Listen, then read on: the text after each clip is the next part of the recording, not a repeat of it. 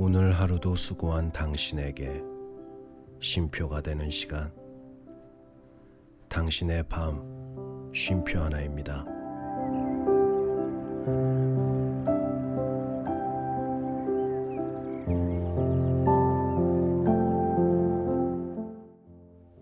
안녕하세요. 남자 사람입니다. 오늘도 닉은 톰에게 이끌려서 또다시 이렇게 유쾌하지 않은 장소에 또 초대를 받게 되는데요. 그 닉은 도대체 왜 그러는 걸까요? 거절을 하면 그런 줄 알고 이젠 좀 수긍하는 면도 있어야 되는데, 이 톰은 좀 막무가내인 성격을 가지고 있는 것 같긴 해요. 그럼 오늘도 닉은 어디를 향해 가게 되는지 당신의 밤 쉼표가 되는 시간 시작해 보도록 하겠습니다.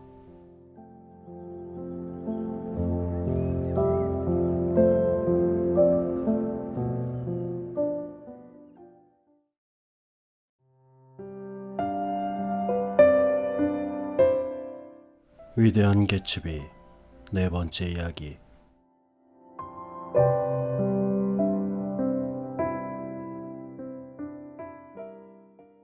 제2장. 웨스트에그와 뉴욕의 중간쯤에 자동차 도로가 철로와 나란히 붙어서 4분의 1마일쯤 달리는 곳이 있다. 마치 황량한 지역을 비켜서 달리려는 듯이 잿빛 태양인 그곳은 재가 밀처럼 자라서 여러 개의 능선이나 언덕 또는 기괴한 정원을 만들어내는 환상적인 농장 같았다.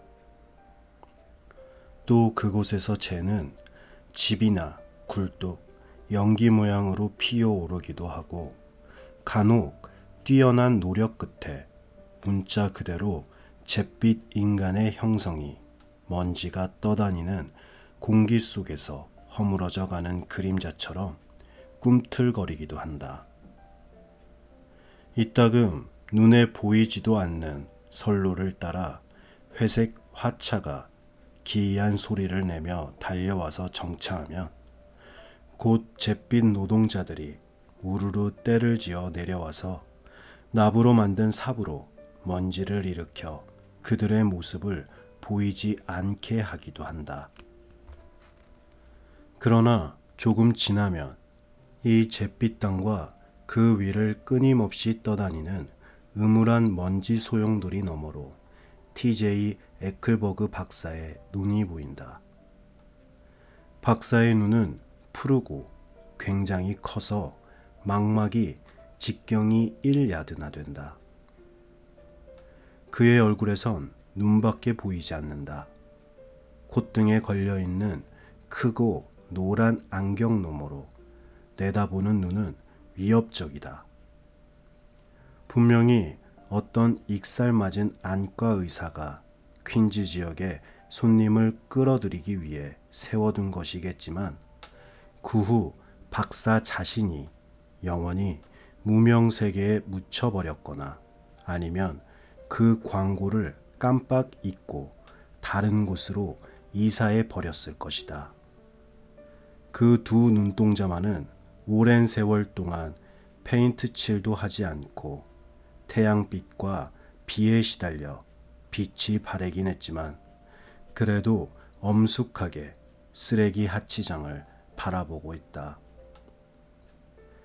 잿빛 평야의 한쪽에는 작고 지저분한 개울이 흐르고 있다. 거룻배가 통과하기 위해 다리를 들어 올릴 때는 열차를 타고 있는 승객들은 이 우물한 풍경을 반시간 동안이나 지켜보면서 기다려야 한다. 그렇지 않더라도 기차는 이곳에서 1분간 정차한다. 그 때문에 나는 톰 뷰캐넌의 정부를 만날 수 있었다. 톰에게 숨겨놓은 여자가 있다는 사실은 그의 이름이 알려져 있는 곳이라면 어디에서든 화제였다. 톰을 아는 사람들은 그가 그 여자를 데리고 유명한 카페에 나타나 여자를 자리에 앉혀둔 채 가게 안을 휘젓고 다니면서 이 사람 저 사람 가리지 않고 아는 사람들과 떠들어대는 것을 볼썽사납게 여기고 있었다. 나는 그 여자가 어떤 여자인지 궁금하기는 했지만 그렇다고 일부러 만나고 싶지는 않았다. 하지만 우연히 그녀를 만나게 되었다. 어느 날 오후 나는 톰과 함께 열차를 타고 뉴욕으로 가던 중이었다. 열차가 그 잿빛 산 옆에 멈추었을 때 톰이 갑자기 일어나더니 팔을 잡고 나를 차에서 끌어내렸다. 여기서 내리지. 그는 막무가내로 나를 잡아 끌었다. 자네한테 내 여자를 소개하고 싶어. 나는 고집을 부리는 그가 점심시간 때 마신 술 기운 탓이라고 생각했다. 그리고 그가 나를 끌어내려 함께 가려고 하는 것은 폭력을 휘두르는 것만 같았다. 내겐 일요일 오후에 별로 할 일이 없을 거라고 멋대로 단정 지은 것이다. 나는 톰을 따라 하얗게 칠한 나지막한 철로변 울타리를 넘었고 에클버그 박사의 집요한 시선을 받으며 도로를 100야드 정도 거슬러 갔다. 눈에 띄는 건물이라고는 황야 끝에 조그맣고 노란 벽돌 건물뿐이었다. 이 건물은 이 황야를 압축해 놓은 중심가라고 할 수 있는 건물이었다. 건물에 포함된 3칸의 가게 중 한 칸은 임대 점포 팻말이 걸려 있고 다른 한 칸은 밤새도록 문을 여는 레스토랑 가게인데 이 가게 앞에 먼지로 덮인 골목길이 있었다. 그리고 3번째 칸은 자동차 정비소였다. 각종 자동차 수리, 조지 B. 월슨, 자동차 매매라고 쓰여 있었다. 나는 톰을 따라 정비소 안으로 들어갔다. 정비소 안은 초라하고 썰렁했다. 변변한 차라고는 어두운 한 귀퉁이에 먼지를 뒤집어 쓴 고물 포드 한 대뿐이었다. 이 유령 같은 정비소는 사람들의 눈을 속이기 위한 거칠에 지나지 않고 계단 위에는 호화롭게 치장된 은밀한 방이 있을 거라는 생각이 문득 들었을 때 정비소 주인이 누더기 조각으로 손을 닦으면서 모습을 나타냈다. 그는 젊었을 때 꽤나 미남이었던 흔적이 희미하게 남아있는 금발의 남자였는데 빈혈이 있는지 생기가 없어 보였다. 우리를 보자 그의 푸른 눈동자에는 희망의 빛이 잠시 스쳐가는 듯했다. 오랜만이군 월슨. 톰이 그의 어깨를 치며 너스레를 떨었다. 장사는 어떤가? 죽을 맛입니다. 월슨은 기어들어가는 목소리로 대답했다. 그 차는 언제쯤 파실 겁니까? 다음 주나. 지금 하인을 시켜 수리하고 있는 중이야. 제법 오래 걸리는군요. 아니, 그렇지 않아. 톰이 자르듯 대답했다. 그렇게 생각한다면 차라리 다른 데 팔지. 그런 뜻에서 말씀드린 건 아닙니다. 월슨이 재빨리 변명하며 말끝을 흐렸다. 다만 저는... 그의 목소리는 기어들어갔고 톰이 초조한 듯 실내를 둘러보고 있을 때 계단에서 발소리가 들려왔다. 그리고 잠시 후 약간 통통한 여자가 들어서며 사무실 불빛을 가로막고 섰다. 30대 중반쯤 보이는 그 여자는 약간 뚱뚱하긴 했지만 관능적이고 매력적인 분위기를 풍겼다. 물방울 무늬의 진한 청색 드레스를 입은 그녀의 얼굴은 아무리 봐도 미인이라고 하기는 어려웠지만 몸 전체에서 생기와 탄력이 넘쳐 흘렸다.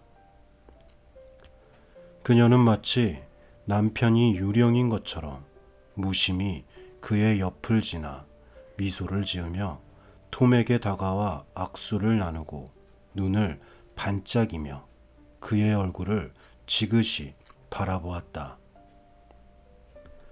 그녀는 입술을 촉촉하게 적신 다음 부드러우면서도 약간 메마른 듯한 목소리로 남편에게 말했다.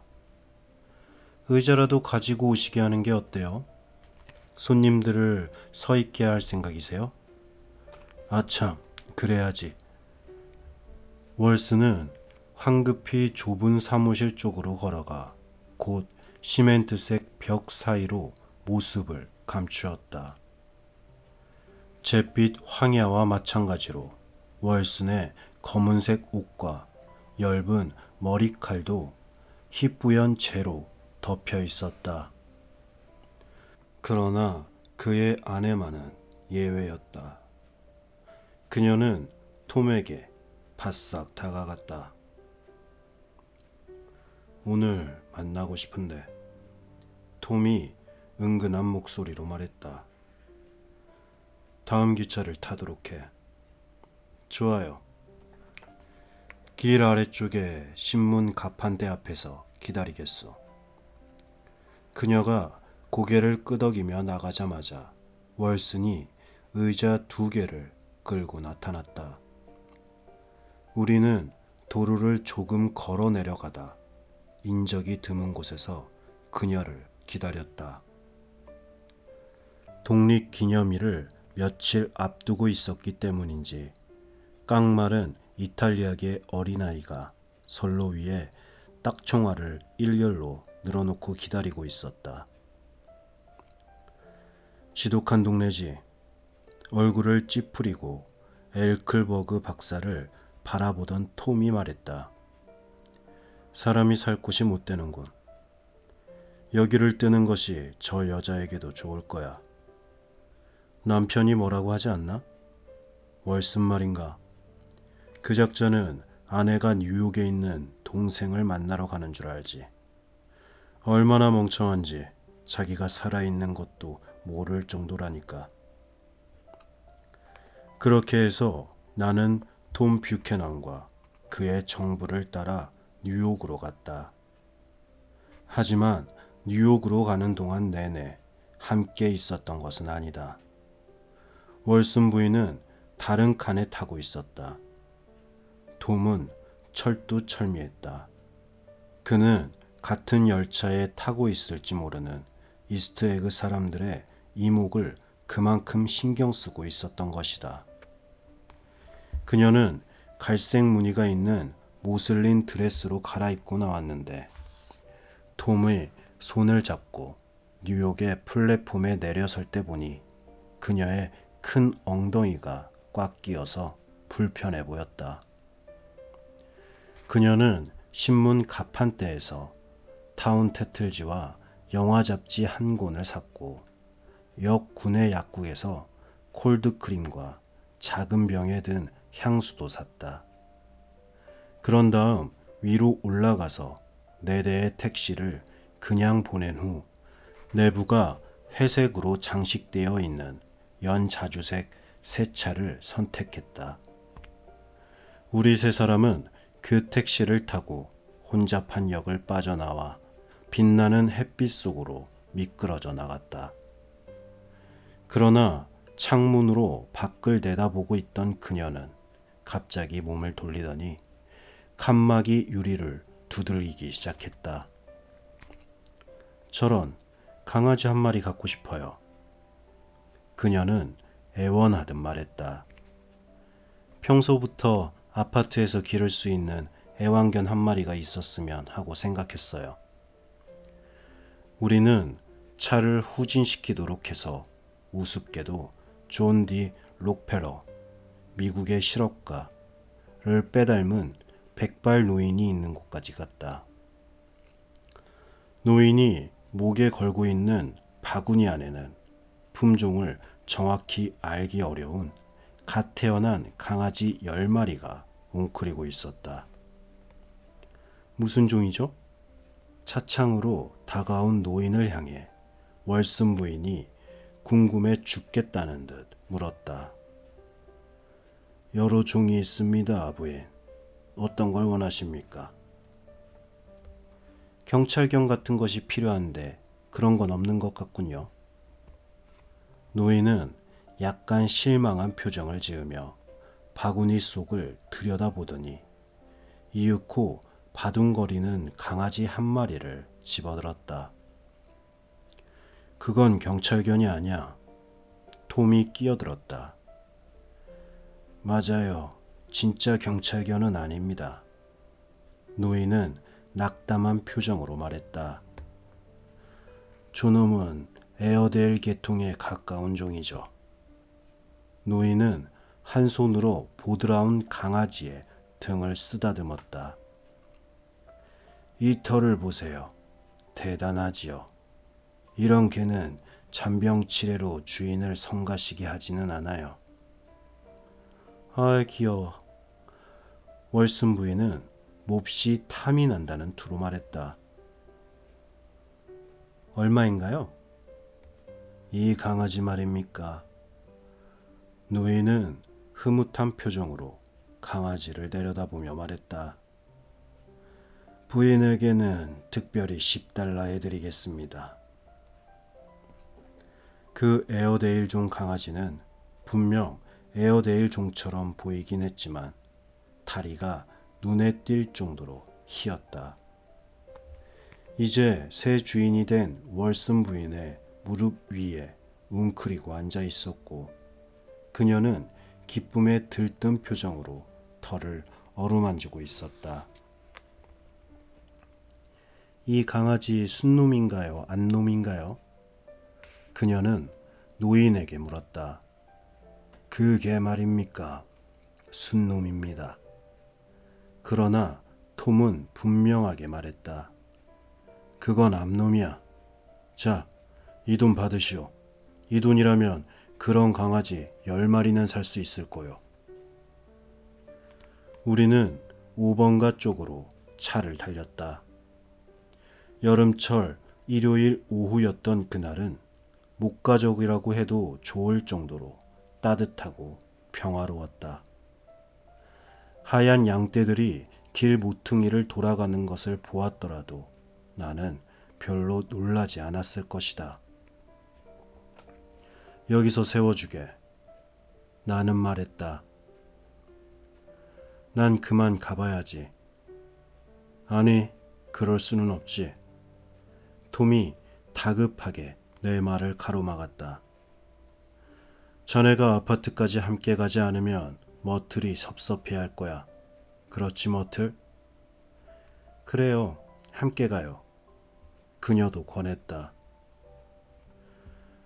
전화해서 여동생 캐더린을 부르겠어요.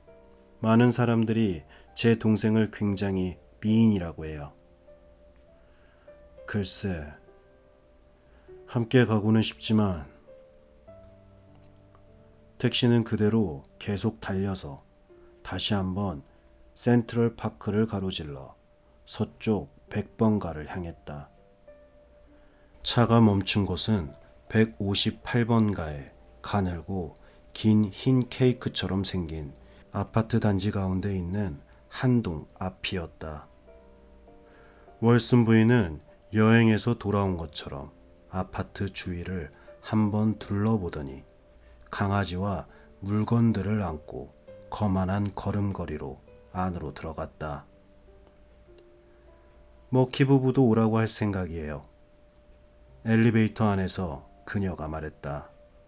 물론 여동생도 부를 거예요. 그녀의 아파트는 맨 위층이었다. 작은 거실과 식당, 그리고 침실과 욕실로 나누어져 있었다.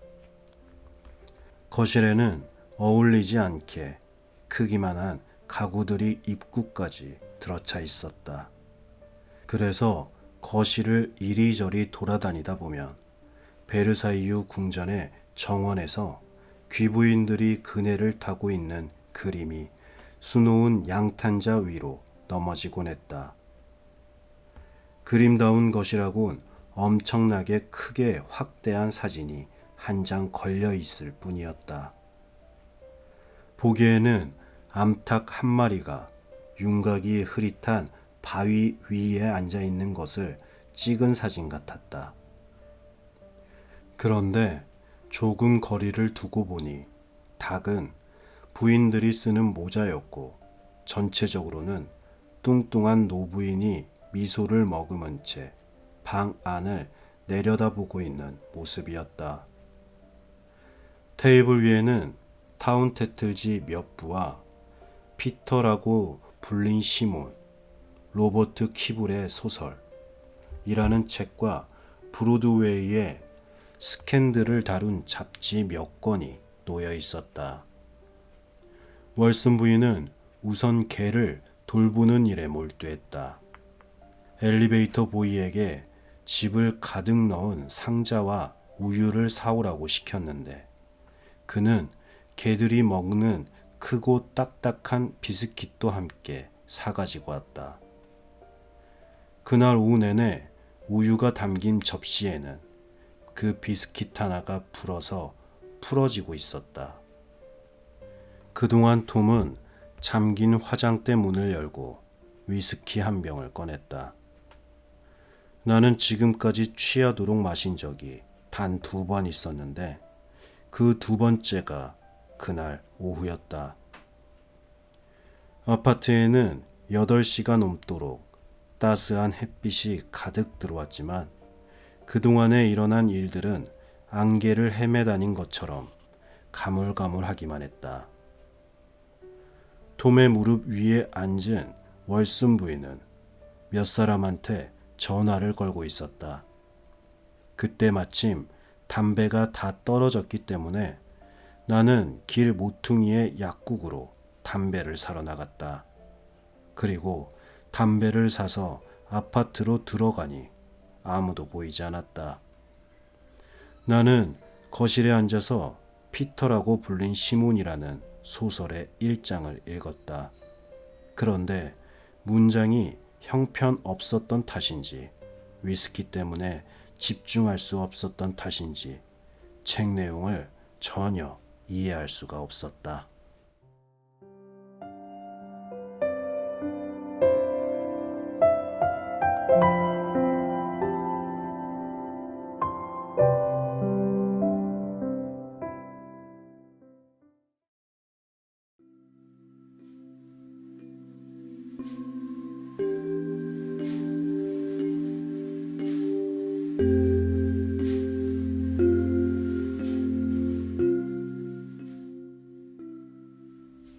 네, 톰의 숨겨진 부인 머틀, 그리고 이 월슨이 나오고 이제 마지막에는 강아지를 파는 노인 분까지 나오시는데 뭐랄까 이번 이야기에서는 저 개인적으로는 좀 이렇게 불편한 그런 이야기들이 나온 것 같아요.